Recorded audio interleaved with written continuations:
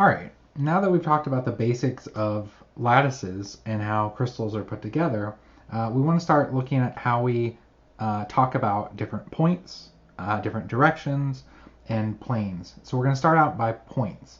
And so we're going to designate points. And really what that means is that we want to be able to identify a point relative to some origin. So basically every point within our lattice is going to be uniquely defined with respect to the origin.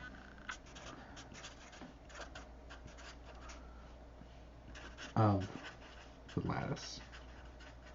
And it's going to be done so by a position vector. Right? So we define some origin in our lattice, and we can draw a vector from that origin to any given point, and that is uniquely identifiable by a position vector. And so we write that position vector as r, and again, arrow for vector is going to be what we call u prime times a plus v prime times b vector plus w prime times c. Sorry, plus. So all of these are additive. So this times this plus, this times this plus, if that wasn't clear. So instead of, if we want to identify a given point, we're not going to write out this every single time, right? We're not going to write this vector. So simplicity,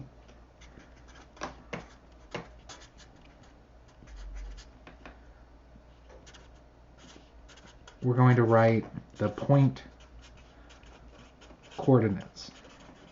And so this might be familiar from your various math classes where you talked about Cartesian coordinates. And so this is just going to be u prime, v prime, and w prime, right? Because a, b, and c are part of the lattice. And so we just want to use basically the integers, or sorry, not the integers, but the values of u, v, and w prime. And again, it's reference to this. So in this case, they can be non-integers.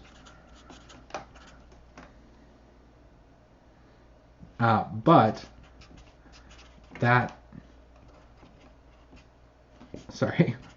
won't be a lattice point,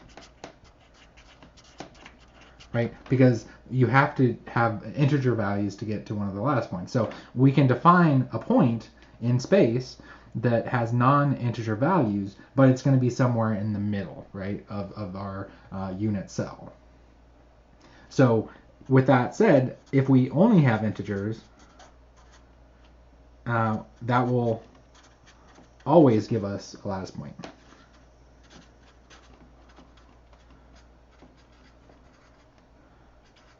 So that's an important distinction to make.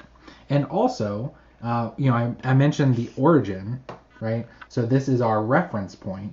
This can be picked arbitrarily, right? We just pick a certain point. And so our origin, which, if we're labeling the graph or something, we might just put as O, capital O. And this is defined as 0, 0, 0. So that's how we write the point coordinates for the origin. Or if it's any other point, it's going to be u, v, w prime. So that's how we write those. So pretty simple, very similar or the same as what you've probably seen in your math classes. All right, so as you saw with points, the way we identify a point is by a vector from the origin in space to that given point. So there's a strong connection when we start talking about lines or directions, and we'll use a sort of similar convention there. So basically these lines / directions are going to be related to point coordinates, and so that's why I've grouped them here together. And so we can basically look at this as the direction of any line in a lattice, right? So this gives us the, the angle, so to speak. And this can be described by first drawing a line through that origin, and it's parallel to the given line that we're trying to distinguish.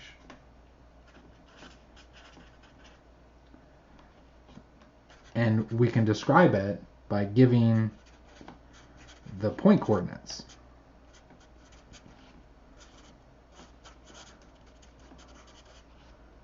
Of really any point on the line, right? So we use this reference point, the origin, we draw a line, and then we can define that line direction by any point along that line. So that's kind of the reason why we would start by drawing that line through the origin. So any point along the line through the origin.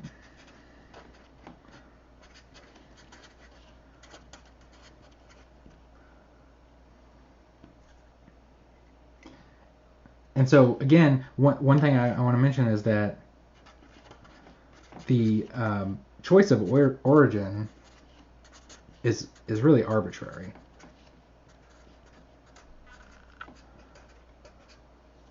So you can also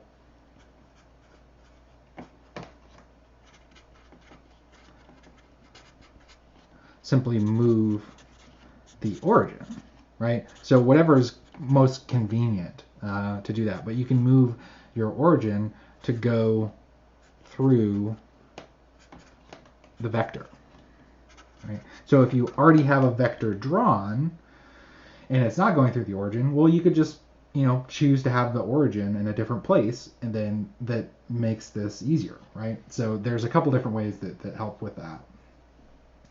And so in that case, we would have point coordinates for that point along the line of u prime, v prime, w prime, just like we did before. And the way we designate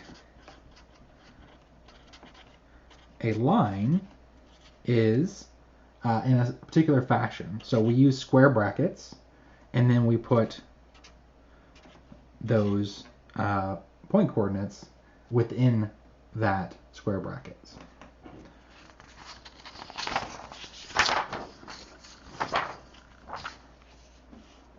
All right, so there's a couple notes I want to bring up here talking about the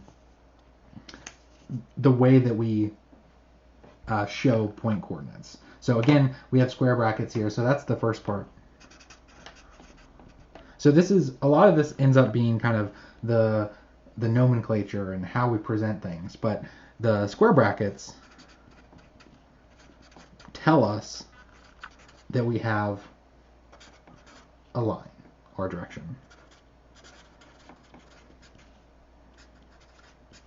So when I see that, so even there's going to be different forms of these things that represent points, lines, and then we're going to talk about planes in a second. But right away, when I see square brackets, that should tell me I have a line or direction, right? So that's important. Other sort of conventions that we've come up with is that we don't use commas. So you'll notice in this form here, I don't have commas separating these values. And we call these values indices. So these are indices. So U, V, and W are the indices in those given directions. So U, V, W represent indices of the direction.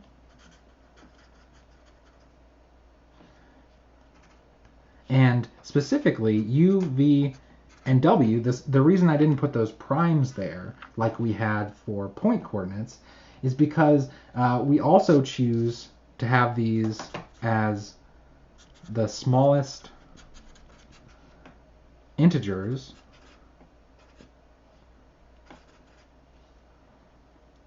in these cases. So, for example, if I pick a point along the line, and that point is at 2, 2, 2, that's not the same as the way we would communicate the line, right? So if that point was 2, 2, 2, my indices for a line would be 1, 1, 1, right? Because those are my smallest integers possible. So the way that we represent them can be different, and it's really just a nomenclature, because we could be talking about the point 1, 1, 1, right? The point doesn't matter. We're not trying to get when we're talking about lines or directions, we're trying to get the direction, not the magnitude, because these lines are infinite. And so the magnitude of that line doesn't matter, and that's why we can pick any point along the line. But when we represent it, we want to represent it with the smallest integers to represent these indices. We're going to do that with no commas and square brackets to represent that it's a plane or direction. So just as an example, if I have, again, if I've come up with UVW forms of the same thing, 2, 2. So either I found a point at 1/2, 1/2, 1, which is on that line, 1, 1, 2 that's on the line, or 2, 2, 4 that's on the line. The preferred form is this one, because it is, again, the smallest integer. So even though these are all valid points along the line, I pick the one with the smallest integers. So that's just, again, the nomenclature of how we represent lines and directions in crystallography. Also, another thing that we can have, if we happen to have negative values. So negative values are possible. So in writing this, we wouldn't write the form like this, for example. So this is not how we do it. Instead, we would write this as a bar over top the number. So this is how we would write it in this case, with a bar over the integer. So when you're reading this out, instead of saying -1, 1, 2 as your indices, just, again, kind of the way we communicate this in crystallography is to call this bar 1, 1, 2. But it really means I have a negative value in that case. And that's just the convention that we have for this. All right. One last point I want to bring up for directions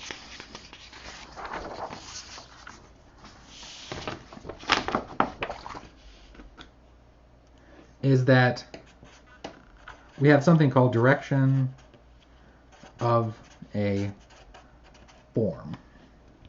So this is also known as a family of directions, right? So these are directions, various directions related by symmetry. So for example, if I have a cube, right? So we talk about A, B, C as our vectors. Well, in a cube, A, B, C, all those lengths are the same, and all the angles, so A, the length equals the length C, sorry, just the lengths, not the vector here. So all those are the same, and then our angles are all 90 degrees, right? So there's a lot of symmetry here where we don't even really talk about B and C. We just refer to everything as A. And then we only have one angle, and that is 90. So for example, if we want to look at the direction in a cube that is the diagonal of that, so what we call body diagonal. So this going from if I call that the origin, to this point up here. Right? If I'm looking at that direction, that's what we call the body diagonal, and we call it the body diagonal because it diagonally goes through the body of this volume cube, right? So those direction, we can think about these directions as 1, 1, 1. We go, basically, again, we can find a point, and that's one length on A, B, and C, and that gets us to the diagonal. But also, if we look at other directions, 1, bar 1, 1, bar 1, bar 1, 1, or bar 1, 1, 1, all of these are various diagonals into this cube, right? And because A, B, and C are all the same, the angles are all the same, all these directions are equivalent, right? So it's just the way that we draw this cube. If we had drawn it at a different angle, this would be the same. So these are really all represent the same direction, or family of directions. And so we would represent that just simply as the indices 1, 1, 1, but we use these triangular brackets. So this is a family of directions. And so this applies when symmetry means that directions are equivalent to each other, right? They're in different directions, but because you could arrange it in a different way, and it would still have the same length and so forth in the cube, then it is represented by this family of directions.